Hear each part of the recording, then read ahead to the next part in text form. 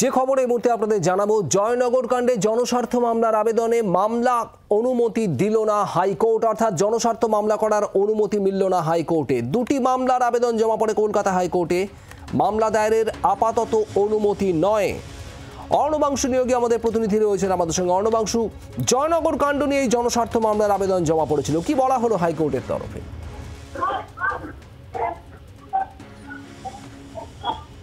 শোনা যাচ্ছে অর্ণবাংশু?